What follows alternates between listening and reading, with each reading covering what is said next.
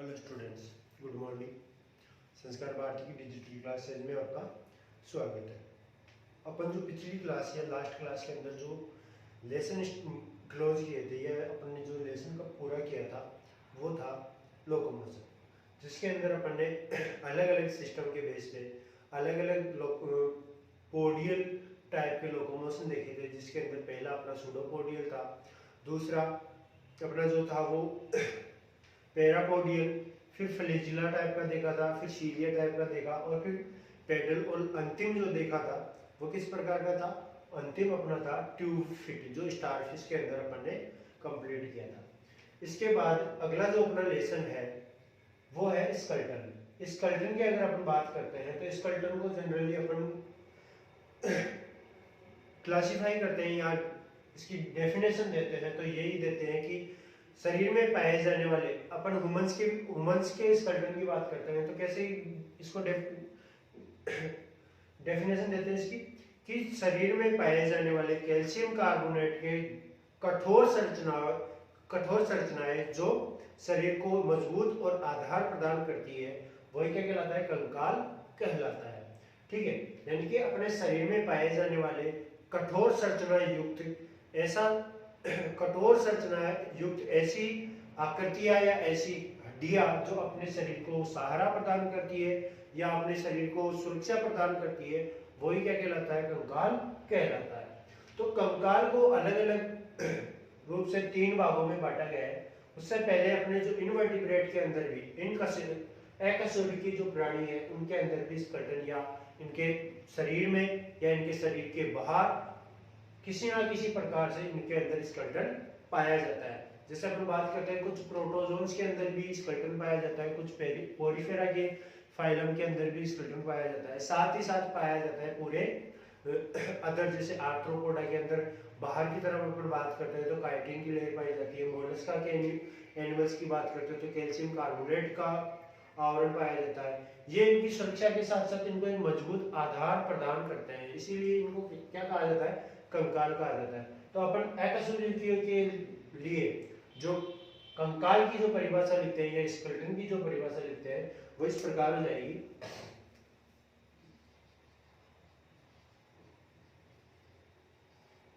कंकाल या स्केलेटन,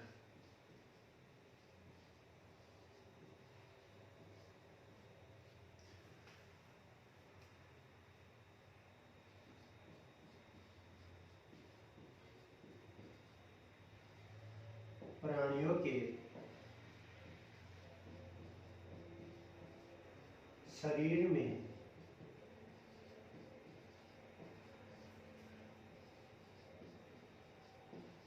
पाए जाने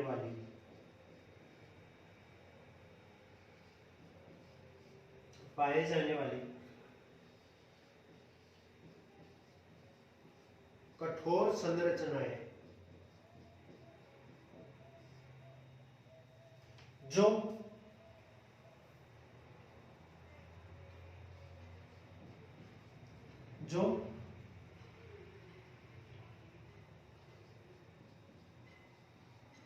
प्राणी को मजबूत आधार प्रदान करती है,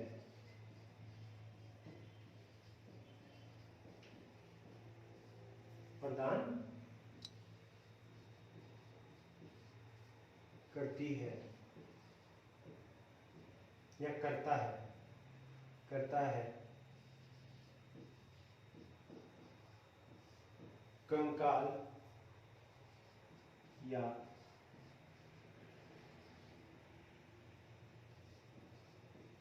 स्केलेटन कहलाता है। ठीक है, तो प्राणियों के शरीर में पाए जाने वाले, अब अपन बात करते हैं अगर इनके शरीर में पाए जाने वाले के बेस पे, तो शरीर में पाए जाने वाले या शरीर पे पाए जाने वाले, क्योंकि स्केलेटन जो होता है वो 3 टाइप के अपन मोस्टली जो इनको डिवाइड करते हैं वो 3 टाइप से डिवाइड कर रखे हैं। एक हाइड्रोस्टेटिक स्केलेटन, यानी कि जो हाइड्रोस्टेटिक, जिनको अपन कहते हैं दर्मस्थितिक कंकाल। ठीक है, जिनमें जो साइटोप्लाज्म जो होता है वही क्या काम करता है, कंकाल की तरह वर्क करता है, उनको कठोरता या मजबूत आधार प्रदान करता है। ठीक है, तो ये तो कौन सा हो गया, दर्वस्टेटिक या हाइड्रोस्टेटिक स्केलेटन।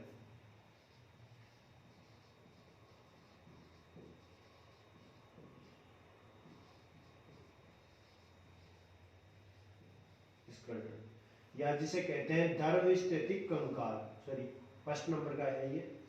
दूसरा जो होता है कि इस प्रकार की ये कठोर संरचनाएं कहां पाई जाती है, एनिमल के ऊपर या बाह्य आवरण में पाई जाती है, एक्सटर्नल क्षेत्र में पाई जाती है, तो इस प्रकार का कहलाता है एक्सोस्केलेटन।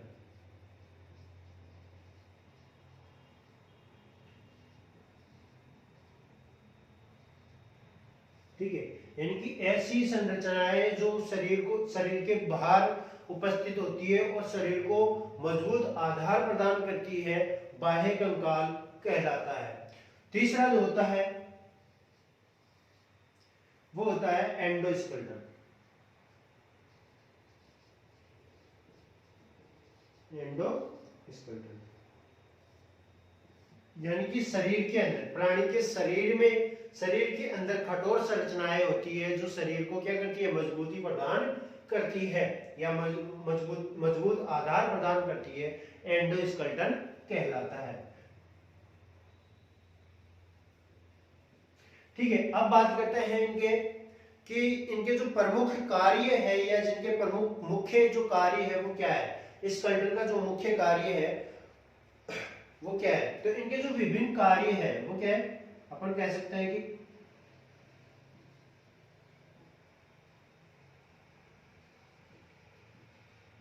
इनके द्वारा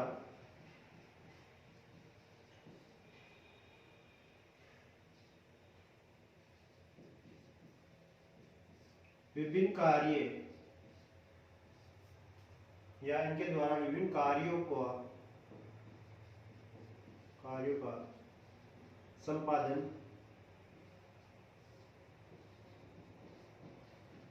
किया जाता है। पहला है, ये शरीर को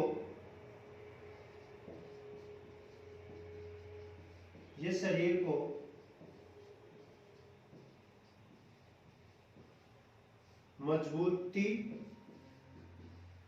प्रदान करते हैं।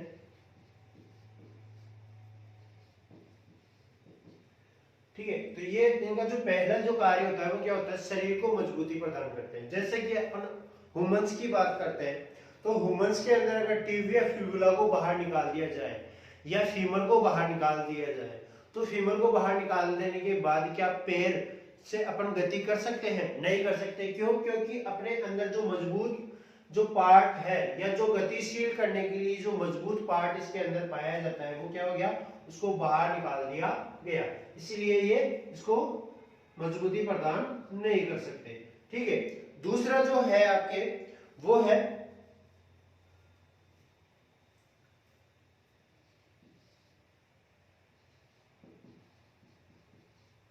कंकाल शरीर की आकृति को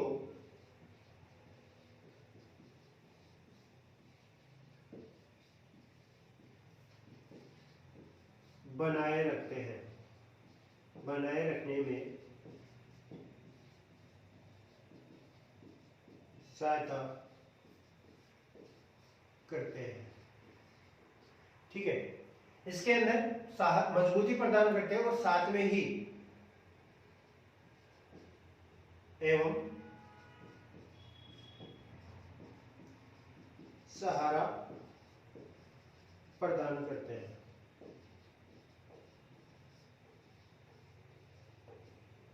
ठीक है, यानी कि ये शरीर को मजबूती प्रदान करते हैं तो, और दूसरा सहारा प्रदान करते हैं। सहारा कैसे?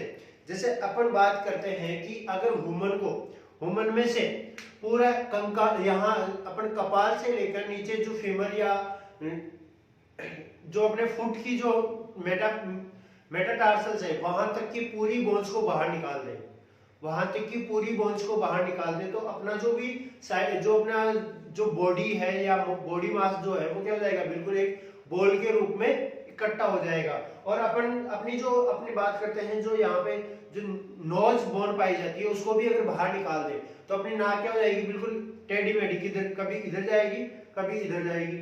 या अपन यहाँ से अपन सिर के कपाल को हटा दे, या अपन बात करते हैं अपनी जो यहाँ जो दांत होते हैं, जैसे कि अपन वृद्ध लोगों के अंदर देखते हैं कि उनके जो टीथ होते हैं वो टूट जाने के बाद इनके जो लिप्स होते हैं अंदर की तरफ चले जाते हैं। तो ऐसे ही अगर अपने पूरे, जैसे कि मैं हाथ हिला रहा हूँ तो इसके अंदर जो मसल्स जिनको मैसेज दे रही है तो वह हो रही है मेरे यहाँ की बोन्स, हाथ की पूरी बोन्स को यहाँ पे मैसेज मिल रहा है जिससे ये कार्य कर रहा है। ठीक है, तो अगर पूरे शरीर में से बोन्स को बाहर निकाल दिया जाए तो अपना जो बैग टाइप का जो या एयर ट्यूब आती है उस समय बिल्कुल बोल हो जाएगी। ठीक है, तो उनमें किसी भी प्रकार का, और जैसे अपन कभी चलेंगे तो किस प्रकार लुढ़क के चलेंगे, फिर अपने पास सहारा प्रदान मजबूती के लिए तो कुछ है ही नहीं, बोन्स है ही नहीं, तो इनका जो मेन वर्क होता है वो क्या होता है, पहले तो ये मजबूती प्रदान करती है और दूसरा ये शरीर को सहारा प्रदान करती है। दूसरा होता है कंकाल शरीर की आकृति को बनाए रखते हैं। ठीक है, आकृति को कैसे, कि अगर मैं यहाँ से मेरे इस पार्ट की बोन्स को निकाल दूं तो ये क्या हो जाएगा, बिल्कुल खोखला हो जाएगा। इसके अंदर किसी भी प्रकार का सहारा प्रदान करने वाली कोई भी स्ट्रक्चर नहीं होगी, जिससे यहाँ मैं जैसे इसको यहाँ से ऊपर उठाऊंगा तो ये वाला पार्ट क्या हो जाएगा, नीचे की तरफ मुड़ जाएगा। क्यों, क्योंकि इसके अंदर बोन नहीं होगी। ठीक है, तो ये आकृति को बनाए रखता है। तीसरा जो है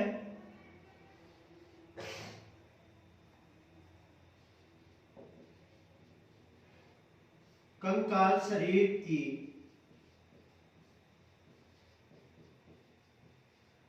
बाह्य आघातों से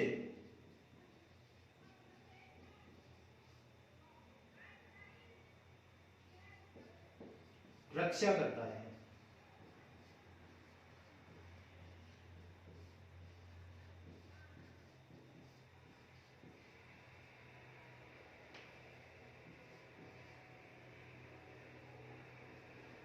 जैसे कि अपन बात करते हैं अपने कपाल और कशेरुकदंड।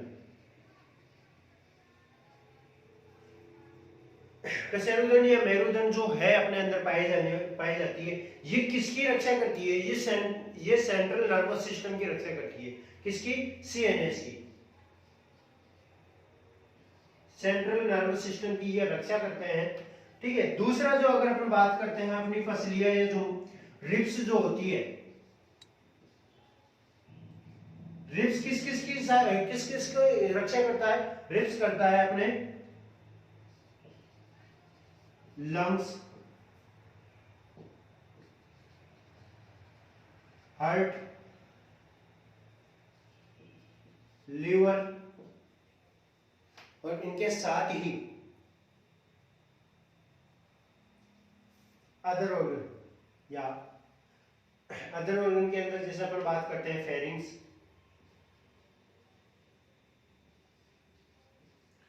फेरिंग्स जो अपनी आहार नाल का जो पार्ट होता है वो भी कहाँ पाया जाता है, इस जगह पाया जाता है। यहाँ तक की फेरिंग्स होती है, यहाँ जो पीछे से यहाँ बिल्कुल जो मेरु कशेरुकदंड है उसके आगे की तरफ होती है। ठीक है, तो ये यहाँ से स्टार्ट होती है और यहाँ तक होती है, ये इस हिस्से तक। जब भी अगर अपन को अब इसका पता, अगर अपन जनरली जैसे अपने पास साइंस भी नहीं है, अपन साइंस के अंदर तो इनकी लोकेशन पढ़ते हैं कि कहाँ पे पाई जाती है, लेकिन अपन इसकी जैसे अपन कभी खाना खाते हैं और अपने खाना पस जाता है गले के अंदर, तो घर वाले या जो बड़े व्यक्ति होते हैं वो कहाँ तक तपाते हैं, पीठ पे, क्योंकि जो फेरिंग्स होती है वो कहाँ होती है, इस हिस्से में पाई जाती है। और इसके बाद में ईसोफेगस यहाँ तक उपस्थित होती है। ईसोफेगस के बाद यहाँ होता है अपना स्टोमक, इससे नीचे वाले पार्ट में। ठीक है, तो इस वाले पार्ट के अंदर जो फेरिंग्स होती है वो यहाँ पे उपस्थित होती है। तो इस फेरिंग्स को यहाँ पे देने से जब जो अपनी ईसोफेगस है उसमें प्रेशर पड़ता है, और उसमें प्रेशर पड़ने के कारण नीचे से वायु दाब उत्पन्न होता है, जो क्या करता है, गले के बाहर वायु को फेंकता है। गले के बाहर वायु को फेंकने से जो फेरिंग्स के अंदर जो भोजन फंस जाता है वो बाहर की तरफ निकल जाता है। इसीलिए यहाँ पे जो थपथपाते हैं उसमें भी साइंस छुपा हुआ होता है। क्योंकि जब पीठ पे थपथपाया जाता है तो ईसोफेगस पे दबाव पड़ता है, जिससे इसकी जो आकृति होती है वो दबती है और फेरिंग्स में फेरिंग्स में क्या होता है, वायु का प्रवाह होता है माउथ की तरफ, बक्कल कैविटी की तरफ, जिससे जो फेरिंग्स के अंदर भोजन फंसा हुआ होता है वो बक्कल कैविटी में वापस आ जाता है। ठीक है, तो जैसे कि फेरिंग्स हुआ, इसोफेगस, इन सभी की कौन करता है, अपनी रिब्स जो पसलियां होती है वो इनकी सहायता करता है। अगला जो आता है वो आता है फोर्थ टाइप का,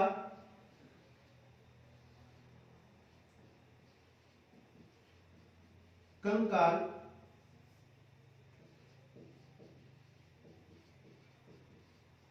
पेशियों को जुड़ने के लिए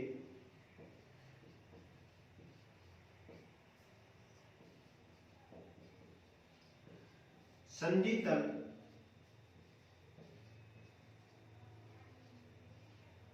उपलब्ध करवाता है।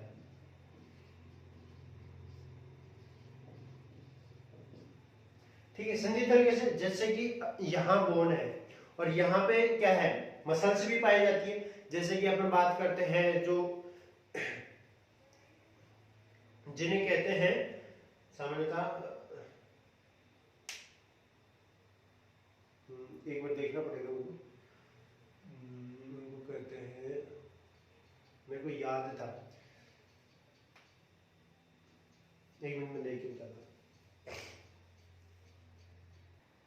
हाँ, जैसे मैंने खोज किया, याद आ गया, लिगामेंट्स, यहाँ जो बोन्स, जो एल्बो लिगामेंट्स होते हैं वहां पे जुड़ने के लिए क्या करते हैं, संधि तल स्थल या जंक्शन सरफेस उनको अवेलेबल करवाते हैं। ठीक है, तो अब अपन बात करते हैं स्केलेटन टाइप ऑफ स्केलेटन। तो टाइप ऑफ स्केलेटन के बेस पे मैंने बताया कि स्केलेटन 3 टाइप के होते हैं, जैसे hydrostatic skeleton, exoskeleton and endoskeleton. Hydrostatic skeleton, अब यहाँ पे आप इनके जो कार्य है उनको, इनके जो प्रमुख कार्य किए जाते हैं वो उनका स्क्रीनशॉट ले लो, अपन आगे बात करेंगे हाइड्रोस्टैटिक स्केलेटन। तो हाइड्रोस्टैटिक स्केलेटन होता क्या है।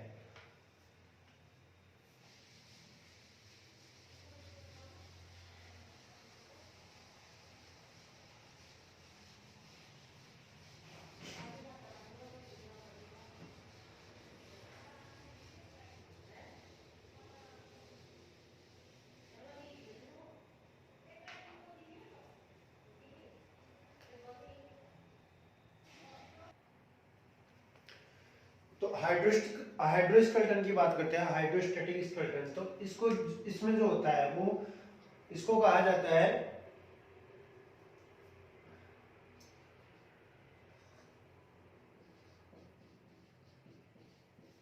प्राणी का जीव द्रव्य या तरल पदार्थ, प्राणी का या प्राणी में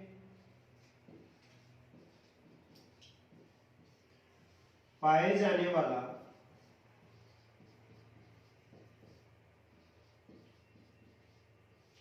तरल पदार्थ, तरल पदार्थ कठोर रूप से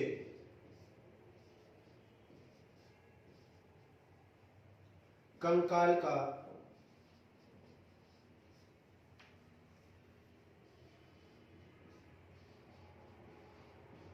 कार्य करता है,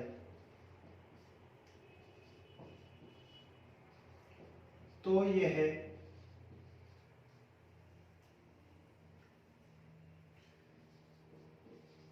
द्रवस्थैतिक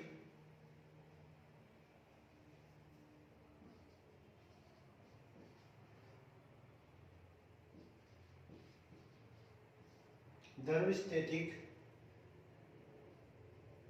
कंकाल कहलाता है।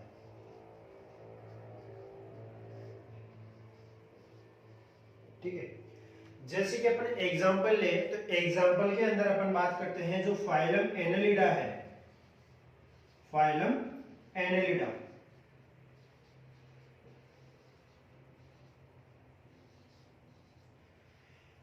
इसके जैसे अपन बात करते हैं अर्थवॉर्म, फाइलम एनेलिडा का एनिमल है अर्थवॉर्म। इनके अंदर इस प्रकार का स्केलेटन पाया जाता है। इस प्रकार का स्केलेटन पाया जाता है। तो इनकी जो देह है,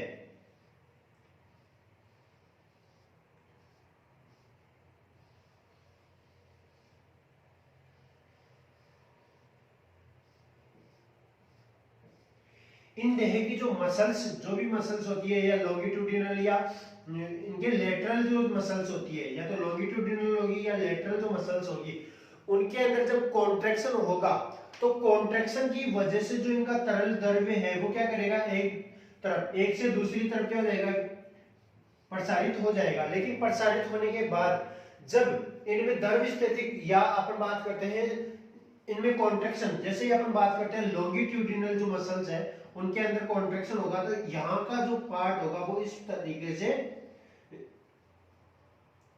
संकुचित हो जाएगा। ठीक है, संकुचित हो जाने पर इसका जो तरल पदार्थ है, इसके अंदर जो बॉडी फ्लूइड जो पाया जाता है, उसके अंदर क्या होगा, प्रेशर उत्पन्न होगा, और प्रेशर उत्पन्न होने के कारण वो इनके विपरीत दिशा के अंदर प्रेशर लगाएगा, जो वापस इसको किसमें, इसकी सेगमेंटेड बॉडी के अंदर डिवाइड कर देगा इस प्रकार से। तो ये द्रव स्थितिक कंकाल क्या करता है, इसका तरल पदार्थ कठोर रूप से इसके अंदर की तरफ से एक दाब बनाए रखता है, जिसको हाइड्रोस्टेटिक फोर्स कहते हैं। उस फोर्स के द्वारा ये स्केलेटन का वर्क करता है। ठीक है, दूसरा आता है एक्सोस्केलेटन। तो एक्सोस्केलेटन की अपन बात करें तो एक्सोस्केलेटन को क्या कहा जाता है, अभी मैंने डेफिनेशन बताया कि एक्सोस्केलेटन होता क्या है। जब अपन बात कर रहे थे कंकाल की, तो कंकाल के जस्ट बाद में मैंने बताया था कि एक्सोस्केलेटन क्या होता है, इसकी डेफिनेशन देखिए। जीवों के बाहर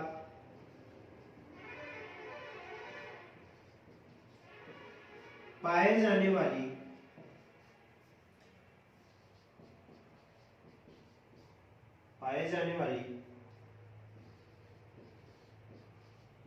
कठोर संरचनाएं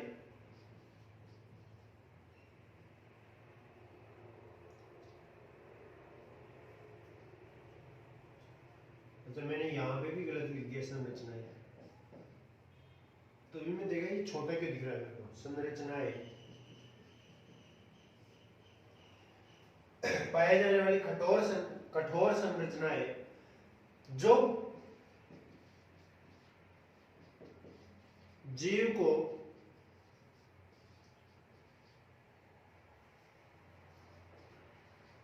सहारा प्रदान करती है,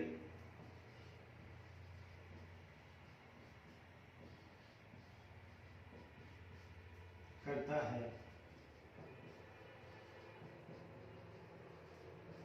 बाह्य कंकाल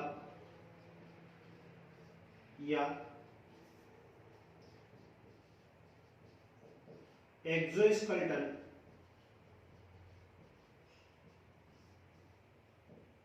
कहलाता है।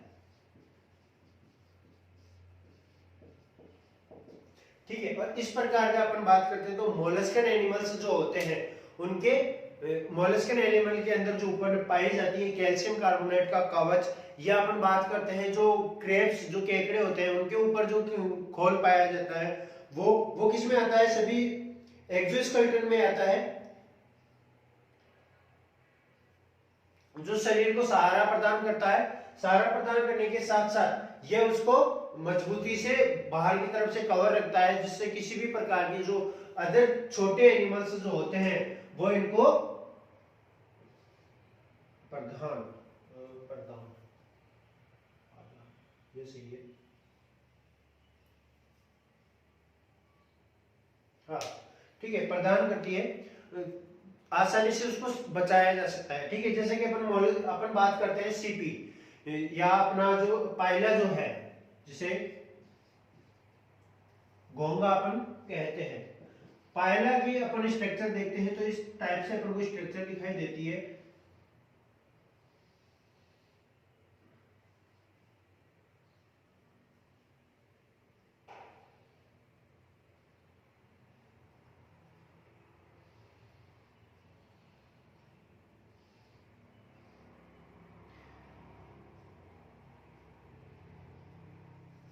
इसका डायग्राम यू प्रकार का होता है, ऐसे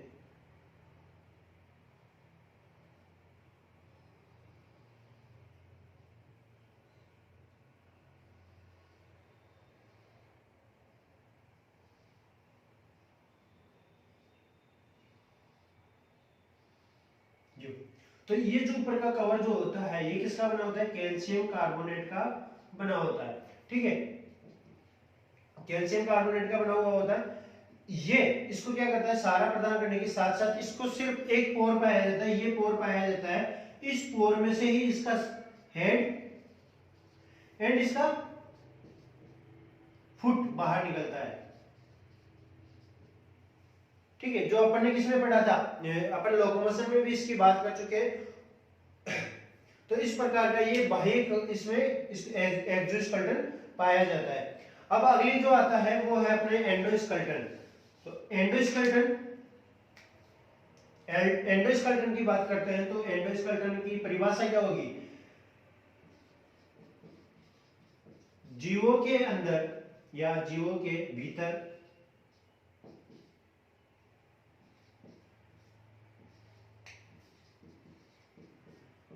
पाए जाने वाली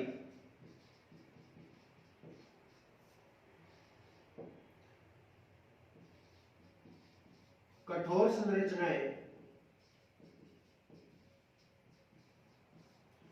जो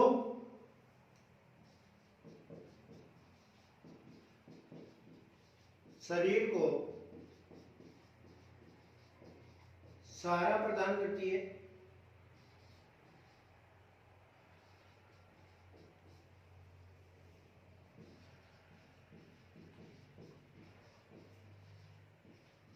साथ ही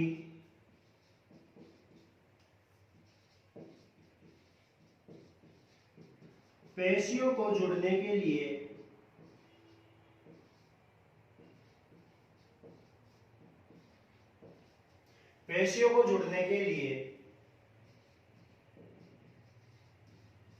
संधि तल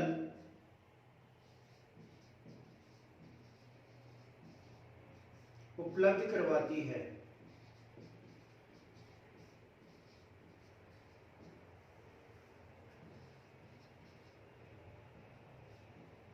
अंत्यकंकाल या एंडोस्केलेटन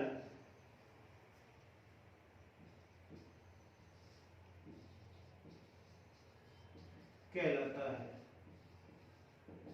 ठीक है, यानी कि शरीर के अंदर पाए जाने वाली ऐसी कठोर संरचनाएं जो एनिमल को या एनिमल के शरीर को सहारा प्रदान करती है, साथ में ही उसको क्या करती है, साथ में ही उसको पेशियों को जुड़ने के लिए संधि तल या जंक्शन सरफेस अवेलेबल करवाती है, वो क्या कहलाता है, एंडोस्केलेटन या अंत्यकंकाल कहलाता है।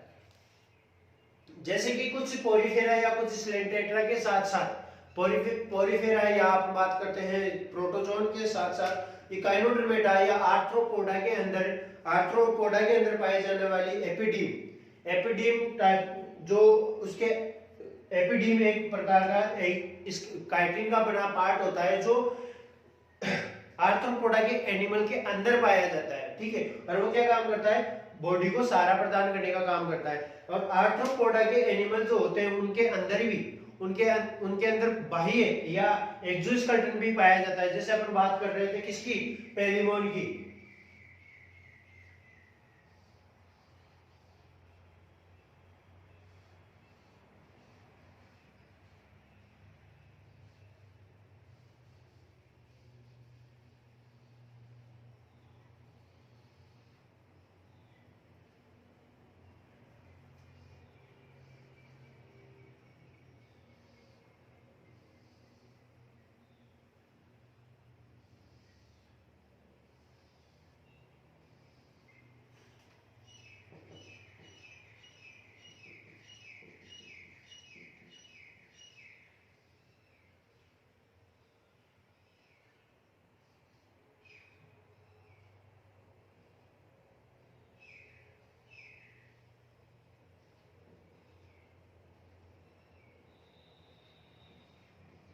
ये तो इसके ऊपर पूरे के ऊपर क्या पाया जाता है, काइटिन की लेयर पाई जाती है, और जिसके यूरोपोड्स कोलियोपोड्स या टेल्सन जो पार्ट होता है उनके ऊपर भी। और अपन बात करते हैं जहां तक कि इनकी जो एंटीनाज होते हैं उनके ऊपर भी काइटिन की लेयर पाई जाती है, जो इसको बाह्य एनवायरनमेंट से कवर करती है या इनकी सुरक्षा करती है। इस प्रकार से इनके ऊपर एक्सोस्केलेटन पाया जाता है। साथ ही साथ कुछ एनिमल्स, आर्थ्रोपोडा के कुछ एनिमल्स होते हैं जिनके अंदर एपिपोड पाया जाता है। एपिपोड इनका एंडोस्केलेटन की तरह कार्य करता है। इकाइनोडर्मेटा की अपन बात करते हैं।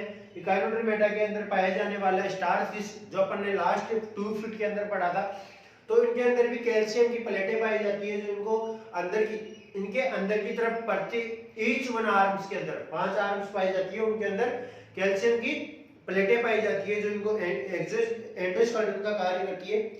बाह्य तथा अंतःस्केलेटन, अपन बात करते हैं बाह्य स्केलेटन और अंतःस्केलेटन जो बना होता है अकार्बनिक और कार्बनिक तत्वों से मिलकर बना हुआ होता है। तो अब बात करते हैं अपन अपने इस चैप्टर या इस स्केलेटन की। तो इसके अंदर जो अपन बात करेंगे वो सिर्फ और सिर्फ करेंगे एंडोस्केलेटन।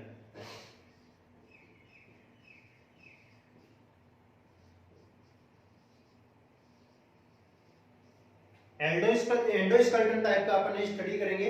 और एंडोस्केलेटन टाइप में बहुत सारे एनिमल्स होते हैं, जैसे पोरीफेरा के अंदर साइकन जो पाया जाता है, उनके अंदर जो कंटिकाएं पाई जाती है। पोरीफेरा जो सेकंड अपना सबसे छोटा फाइलम है, पहला सबसे जो छोटा फाइलम है प्रोटोजोआ है, और दूसरा होता है पोरीफेरा। उन पोरीफेरा के एनिमल्स को अपन आसानी से नहीं देख पाते, लेकिन उनके अंदर भी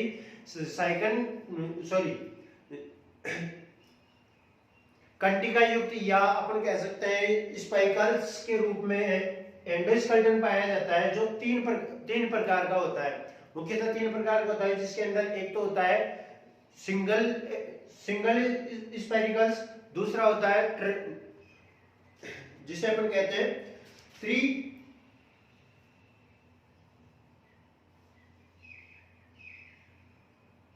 त्रिकोणीय कंटिकाएं, या अपन इनको कह सकते हैं ट्राइरेडियल स्पाइरल्स, और एक होता है टेट्रा स्पाइरल्स। इस प्रकार से 3 प्रकार के इनके अंदर स्पाइरल्स पाए जाते हैं। अब बात करते हैं अपन एंडोस्केलेटन और एक्सोस्केलेटन बने कैसे होते हैं।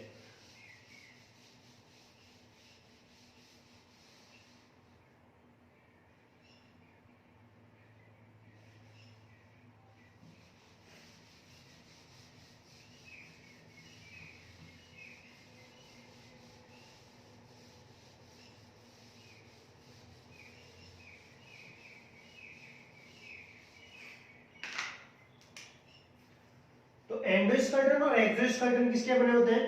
कार्बनिक और अकार्बनिक, इनऑर्गेनिक और ऑर्गेनिक।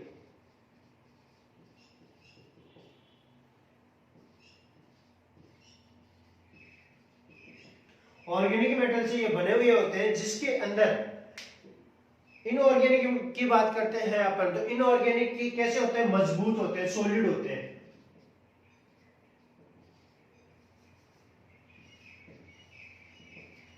लेकिन ये किस टाइप के होते हैं? भंगुर, जिन्हें अपन कह सकते हैं भंगुर टाइप के होते हैं, या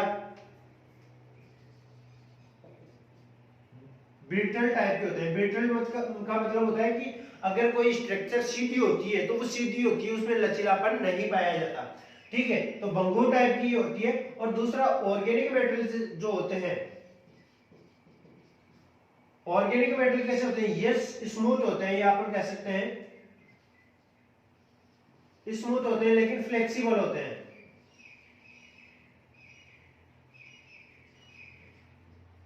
फ्लेक्सिबल होता है। फ्लेक्सिबल के कारण इनकी जो अपन टोटल बात करते हैं एंडोस्केलेटन और एक्सोस्केलेटन के ऊपर, तो एंडोस्केलेटन तो किसका होता है? कैल्शियम का होता है, लेकिन इसके ऊपर कार्बनिक लेयर पाई जाती है, जिससे ये किस टाइप के हो जाते हैं? फ्लेक्सिबल हो जाते हैं और ये लचीले युक्त होते हैं।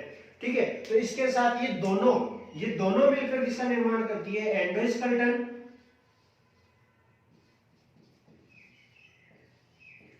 और एक्सोस्केलेटन, दोनों टाइप का स्केलेटन तैयार करती है। अब इसके अंदर पहले तो ये कैसा है? इनऑर्गेनिक पार्ट तो इसका सॉलिड है, लेकिन ऑर्गेनिक पार्ट कैसा है? स्मूथ है, सॉफ्ट है। लेकिन इसके अंदर ये तो मजबूत और सीधा या कठोर होता है, और ये होता है फ्लेक्सिबल या लचीला होता है, जिसके कारण इनके जो ओरिजिन होता है दोनों से के साथ ये कंसिस्ट होकर, दोनों इंक्लूड होकर एक सॉफ्ट पार्ट और मजबूत पार्ट का निर्माण करते हैं। इनके अंदर कैल्शियम। अब बात करते हैं इनऑर्गेनिक मेटल के अंदर क्या पाया जाता है। ठीक है, तो इनऑर्गेनिक पार्ट जो होते हैं उनके अंदर क्या पाया जाता है और ऑर्गेनिक पार्ट के अंदर क्या पाया जाता है कि ये सॉलिड एंड स्मूथ टाइप के होते हैं। तो इनऑर्गेनिक की बात करते हैं,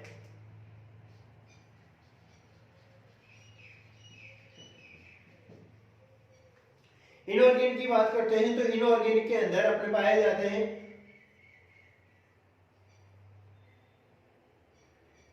कैल्शियम कार्बोनेट या कैल्शियम कार्बोनेट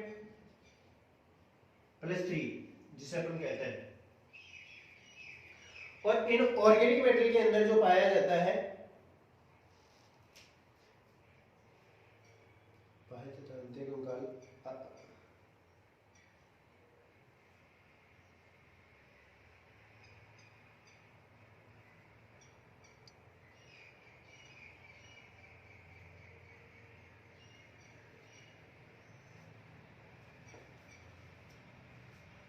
आपके देश में बाह्य तथा अंत्य कंकाल कार्बनिक तथा अकार्बनिक पदार्थों के बने होते हैं। अकार्बनिक पदार्थ कठोर होते हैं तथा परंतु भंगुर भी होते हैं, जबकि कार्बनिक पदार्थ इतने कठोर तो नहीं होते किंतु ये लचीले होते हैं। अतः दोनों मिलाकर मजबूत एवं लचीला कंकाल बनाते हैं। बाह्य कंकाल तथा अंत्य कंकाल बनाने में कैल्शियम कार्बोनेट, कैल्शियम फॉस्फेट अकार्बनिक लवणों के रूप में पाए जाते हैं। कुछ प्रोटॉन्स के खोल में कुछ स्पंजों की कंटिकाएं, सिलेंट टेट्रा के कोरल का कंकाल, मोलस्का की खोल तथा इकाइनोडर्मेटा का कुछ कंकाल का मुख्य रूप कैल्शियम के लवणों के बने होते हैं। कंकाल निर्माण में सिलिकॉन दूसरे पदार्थ के रूप में भाग लेता है।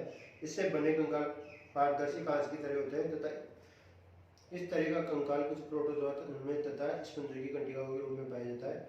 तो जो अपना ये तो हो गया कैल्शियम कार्बोनेट, कैल्शियम फॉस्फेट, ये कैसे हो गए इनऑर्गेनिक पार्ट हो गए। और ऑर्गेनिक पार्ट के अंदर पाया जाता है सिलिका। ठीक है, तो सिलिका के रूप में ये इनऑर्गेनिक पार्ट होता है, ऑर्गेनिक पार्ट होता है। और इनऑर्गेनिक पार्ट के अंदर कैल्शियम कार्बोनेट, कैल्शियम सल्फेट पाया जाता है जो मजबूत और भंगुर टाइप का होता है। लेकिन ऑर्गेनिक मेटल जो सिलिका की बात करते हैं वो कैसा होता है, पारदर्शी होता है और लचीला होता है। इस प्रकार जो इनका निर्माण होता है इस टाइप से होता है, मजबूत और लचीले कंकाल का ये निर्माण करते हैं। जैसे कि अपन बात करते हैं कुछ पोरीफेरा के अंदर, कुछ मोलस्का के अंदर, कुछ इकाइनोडर्मेटा के अंदर इस प्रकार के कंकाल पाए जाते हैं। पोरीफेरा के अंदर जो पाया जाता है उसके अंदर सिलिका के बने हुए पारदर्शी कंकाल का निर्माण होता है जिन्हें स्पाइरिकल्स या कंटिकाओं के नाम से जाना जाता है। तो सबसे पहले जो आता है वो अपना आता है एंडोस्केलेटन। और एंडोस्केलेटन में अपन बात करते हैं फाइलम पोरीफेरा के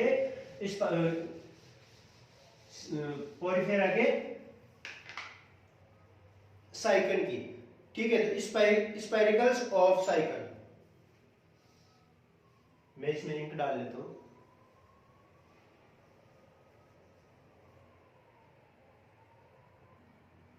लाइट भी आ गई। एंडोस्केलेटन की बात करते हैं तो एंडोस्केलेटन की अगर अपन बात करते हैं तो ये किस प्रकार का होता है। एंडोस्केलेटन जो होता है ये साइकन या अपन बात कर रहे थे स्पाइरिकल्स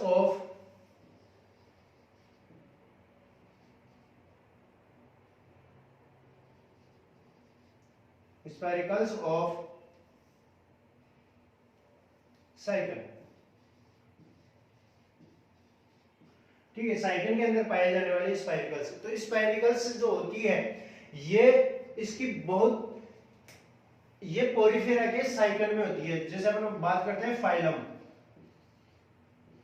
तो फाइलम किसका है, फाइलम कौन सा है, पोरीफेरा।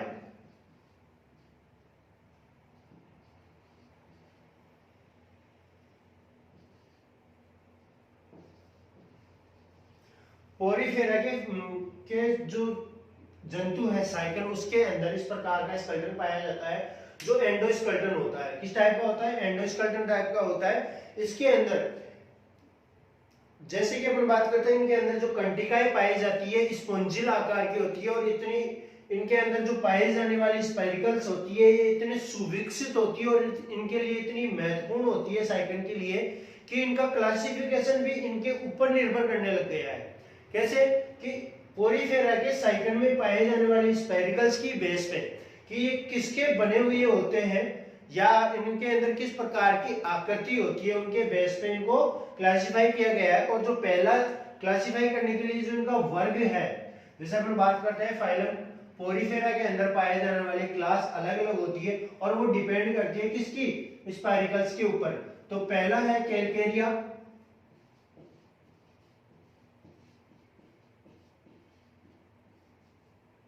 दूसरा है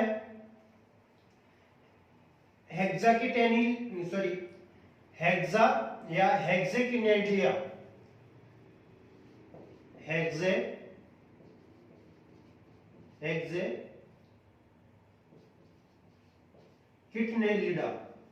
हेक्सेकिनेलिडा। और तीसरा जो वर्ग है वो है डिमोस्पोंजिया,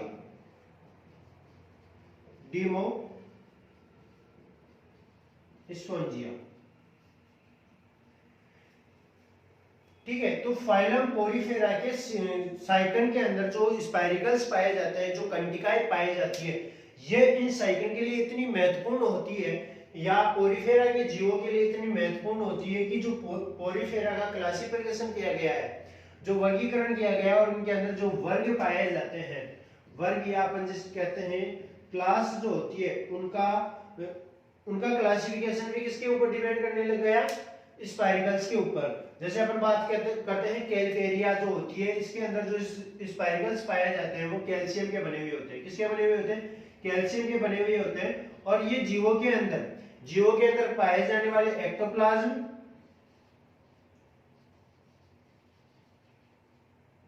एंड एंडोप्लाज्म के मध्य पाए जाने वाली मेसेंकाइम कोशिकाओं से के बीच में पाए जाने वाली कोशिकाओं से ये निर्मित होता है। और जो निर्मित जहां होता है ये मेसेंकाइम के अंदर होता है। कहां होता है? मेसेंकाइम के अंदर।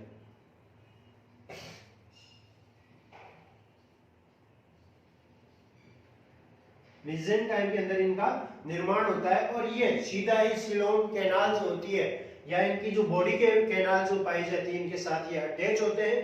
अटैच होने के कारण ये इनमें मजबूती से डिवाइड होते हैं, ठीक है।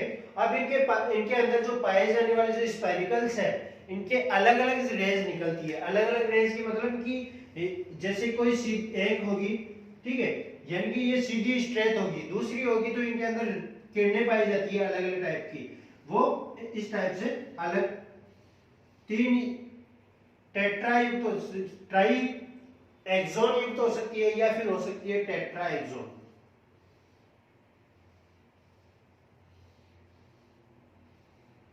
इस टाइप की स्पाइरिकल्स इनके अंदर पाई जाती है, जिनको कर्मसेन जो नाम दिया गया है वो इनके ऊपर पाए जाने वाले अलग अलग पार्ट पे दिए गए, अलग अलग रेंज के बेस पे दिया गया है। मेसेंकाइम के अंदर जब इनका निर्माण जो होता है वो इनका निर्माण जो किया जाता है वो इस एक सेल्स आती है, स्क्लेरोब्लास्ट सेल्स, इनके द्वारा इनका निर्माण किया जाता है। और ये निर्माण जो होता है वो मेसेंकाइम के अंदर होता है। यानी कि कहने का मतलब जो अपन कहते हैं वो ये है कि कैलकेरिया नामक जो स्पाइरिकल्स पाए जाते हैं वो एक्टोप्लाज्म और एंडोप्लाज्म के बीच में पाए जाने वाले मेसेंकाइम के अंदर स्क्लेरोब्लास्ट सेल्स के द्वारा निर्मित किए जाते हैं, ठीक है। और इसके अंदर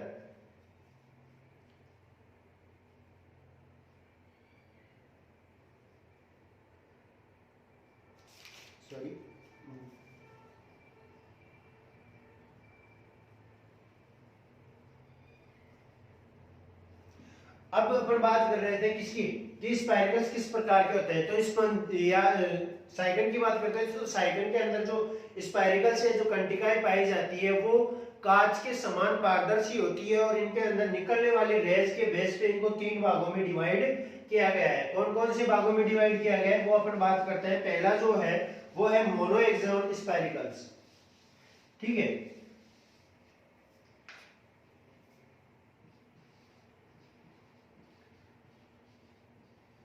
मोनोएक्सोन स्पाइरिकल्स, दूसरा जो है वो है ट्राइएक्सोन स्पाइरिकल्स, या इसका दूसरा नाम जो है वो है ट्राइरेडिएटा या ट्राइरेडिएट स्पाइरिकल्स। ठीक है, यानी कि कहने का मतलब है कि ऐसी स्पाइरिकल्स जिसके अंदर एक रेस बाहर निकलती है, वो कौन सा हो गया, मोनोएक्सोन। और ये जो निकलती है बिल्कुल जैसे नीडल जो होती है उसके समान होता है, ठीक है, और नुकीला होता है, आगे से कैसा होता है, नुकीला होता है। दूसरी जो होती है ट्राइएक्सोन, जो इसके अंदर से 3 एक्सोन बाहर निकलती है। जैसे अपन बात करते हैं ना उनकी नर्व सेल्स की, तो नर्व सेल्स के अंदर एक्सोन और डेंड्राइट पाए जाते हैं, तो एक सेल के अंदर 3 एक्सोन पाए जाते हैं, वो कौन सी होगी, ट्राइएक्सोन। ये भी आगे से तो कैसी होती है, नुकीली होती है, लेकिन बीच में से जहां से ये संधि तल पे जुड़ी हुई होती है वहां पे कुछ फूली हुई होती है, और इनका जो निर्माण होता है वो स्पाइरोब्लास्ट के द्वारा होता है। और स्पाइरोब्लास्ट के अंदर मोनोएक्सोन के अंदर तो कितनी पार्टिसिपेट करती है, 2 स्पाइरिकल्स या स्पाइरोब्लास्ट काम करती है, ठीक है, 2